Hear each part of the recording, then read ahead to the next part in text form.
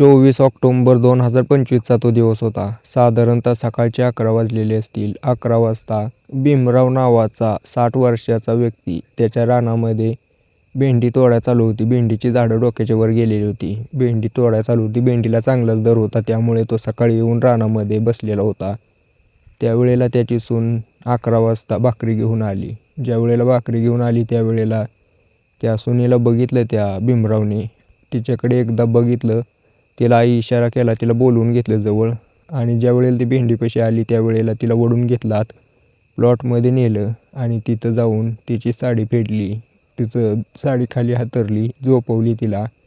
तिचे पाय वर केले, पोटाकडे ढकलले आणि तिचं जे अंतर्वस्त्र आहे ते काढलं आणि त्याची नळी काढून केलं ठोकायला चालू. तर अशा प्रकारे 60 वर्षाच्या व्यक्तीने 27 वर्षाच्या सुनेला संबंध करायला चालू केले. आता त्याची ही सून त्याचा आस्वाद घेत होती, ओरडत होती, त्याला चांगलं प्रोत्साहन देत होती. त्यावेळेला 10 ते 15 मिनटानंतर ज्या वेळेला भीमराव संतुष्ट झाला त्यावेळेला उठला. तिथून भाकरीचं डोक्यावरती टोपलं घेतलं आणि झाडाखाली जाऊन बसला.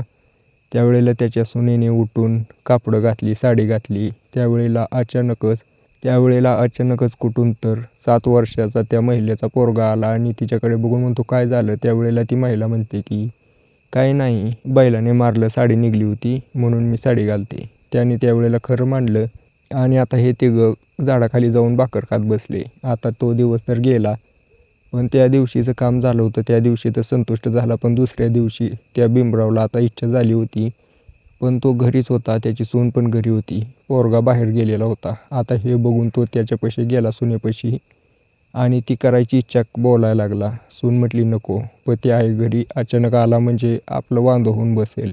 पण हा भीमराव काय ऐकतच नव्हता. त्यावेळेला त्या भीमरावने तिच्या रूममध्ये घेऊन गेला आणि तिची साडी काढून संबंध करायला लागला. पोरगं शाळेला गेलं होतं आणि त्याला सोडायलाच गेलेला होता त्या महिलेचा पती, साक्षी नावाची ती महिला. आता ज्यावेळेला भीमराव करतो होता त्यावेळेला साक्षीने पण बिनधास्तपणे करू दिलं, पण अचानकच त्या महिलेचा पती राहुल आला. ज्यावेळेला राहुल हे दृश्य बघतो त्यावेळेला तो शांत एका जागेला पडून राहतो. त्याचं डोकं चालत नाही की काय करावं. आता डोकं तर तापलं होतं, डोकं दुखत होतं, डोकं फुटायची वेळ आलेली होती, तळपायाची आग मस्तकात गेली होती. पण काय करणार? पुढे जे दृश्य बघितलं त्याने त्याच्या अंगातली सगळी ताकद काढून घेतली होती. आता ज्या वेळेला हा जो राहुल आहे तो त्या साक्षीला विचारतो की तू असं का केलं? त्यावेळेला काय म्हणते माहिती आहे का? हा तुझा 60 वर्षाचा बाप, हा 60 वर्षाचा असून 15-20 मिनटं करतो आणि तू 29-30 वर्षाचा असून तू 5 मिनटं 3 मिनटं करतोय. मी तर काय करणार आहे, मला तर शोधावंच लागणार होता. बाहेर कुठं जाण्यापेक्षा तुझा बाप म्हणला की बाहेर करू नको, माझं एका ठिकाणी बाहेर चालू होतं, तर तू बाहेर करू नको, माझ्यासोबत कर. जी काय प्रॉपर्टी आहे ती तुझ्या नावावर डायरेक्ट करीन. त्यावेळेला मी हे होकार दिला आणि हे केलं. तर नेमकं काय घडलं होतं आणि याच्यानंतर काय घडलं? खूप भयानक घडलं. कसं काय तो सासऱ्याच्या आधी ती कोणासोबत करत होती साक्षी, याच्याबद्दल मी तुम्हाला पूर्ण माहिती सांगतो. व्हिडिओ शेवटपर्यंत बघा मित्रांनो. लाईक नक्की करा, चॅनल सबस्क्राईब नक्की करा. तर नमस्कार मित्रांनो, या घटनेची सुरुवात या साक्षीचं लग्न झाल्यानंतर होते. साक्षीचं लग्न झालं. लग्न झाल्यानंतर ती तिच्या सासरी आली. पण ज्या वेळेला सासरी आली त्यावेळेला ती अशी काही खुश नव्हती बरं का. तिच्या बापाने तिचं जबरदस्तीने लग्न लावून दिलं होतं. तिच्या बापाला या राहुलची संपत्ती दिसली होती, 2-4 कोटीची संपत्ती, 20-30 एकर रान, रानामध्ये गच्च भरलेली विहीर, विहिरीच्या कडेला असलेला ऊस, हे सगळं बघून राहुलसोबत तिचं लग्न लावून दिलं. पण या साक्षीचं पहिल्यापासून कुठंतरी संबंध होते, कॉन्टॅक्ट होतं. ज्या वेळेला पण लग्न झालं पतीपासून आता ती संतुष्ट होईना.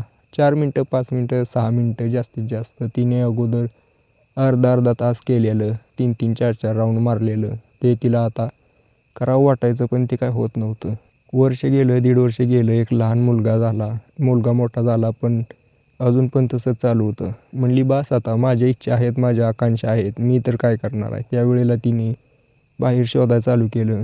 जुळलं बाहेर पण आता काय होतं विषय, ज्या वेळेला पण तिचा प्रियकर यायचा त्यावेळेला तो सासरा तिला बघायचा आणि म्हणायचा की तू असं नको करू, ही त्याला धमकी देऊन शांत बसवायची. त्यावेळेला त्याने विचार केला की इज्जत जाण्यापेक्षा घरातली इज्जत घरात राहील. त्या साक्षीला त्याने प्रॉपर्टी ऑफर केली आणि म्हटलं की ही प्रॉपर्टी घे आणि तू माझ्यासोबत कर. साक्षी बहाळली त्याला त्याच्यासोबत करायला लागली. नातं गोतं सगळं विसरून गेली. यांचं हे असं चालू होतं. याच्याबद्दल राहुलला कसलीही कल्पना नव्हती. या साक्षीचा छोटा मुलगा दुसरीमध्ये शिकणारा, त्याला हे सगळं दिसत होतं, पण त्याला समजत नव्हतं की काय चालू आहे. त्याने त्याच्या बापाला सांगायचा प्रयत्न केला, पण नाही सांगू शकला. काय सांगणार होता. राहुलने ज्या वेळेला बघितलं त्यावेळेला त्याने त्याच्या बापापासून वेगळं राहायला चालू केलं. वेगळं राहिल्यानंतर वाटलं की सुधरेल, पण ही काय सुधारण्यातली नव्हती. हिने पुन्हा अजून एक प्रियकर शोधला. आता हा राहुल पूर्णपणे कंटाळून गेला होता. राहुल म्हणला की बास बाई, मी तुझ्या पुढे हात जोडतो, मला सोडून दे. ती पोरगी म्हणली की नाही, तुला जर सोडायचं असेल तर मला डिवोर्स द्यायचा असेल तर पैसे दे. 30-40 लाख रुपये. राहुल कुठले देणार होता पैसे. तिला सांभाळत घेत गेला. पण किती दिवस. ही आता सांभाळायच्या लायकीची नव्हती. जेवढं तिला सांभाळून गेली तेवढी जास्त लफडी करायची. राहुलने प्लॅनिंग केलं. त्याच्या बापाला फोन केला. म्हणलं की ठीक आहे, मी तुझी सगळी गुन्हे माफ करतो. माझ्यासोबत ये, माझी साथ दे, हिला बघू आपण संपवू. भीमराव आणि राहुल आता पूर्ण प्लॅनिंग करत होते. काही दिवसानंतर या दोघांच्या ताब्यात गवली ही.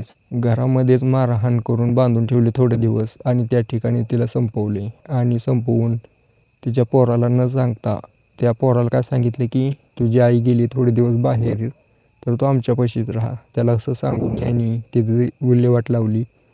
भरपूर दिवस झालं पोरगं विचारत होतं. पोरांना एक दिवशी त्याच्या मामाचा फोन आल्यावर त्या सांगितलं की आई भरपूर दिवस झालं, कुठे गेली, तुमच्याकडे आली का. ते म्हणले नाही. हे डायरेक्ट पोलीस स्टेशनमध्ये गेले. पोलीस स्टेशनमध्ये गेल्यानंतर केस दिली. त्या ठिकाणी पोलीस आले, चौकशी करायला चालू केली, पण काही हाती लागत नव्हतं. शेवटी त्या 8 वर्षाच्या पोराने सांगितलं की माझे आजोबा आणि पप्पा हे दोघं काहीतरी टाकून आईला पोत्यामध्ये टाकून कुठेतरी घेऊन चालले होते. पोलिसांनी लगेच दोघांना पकडलं आणि सच्चाई त्यांच्यामधून तोंडातून उकळून घेतली.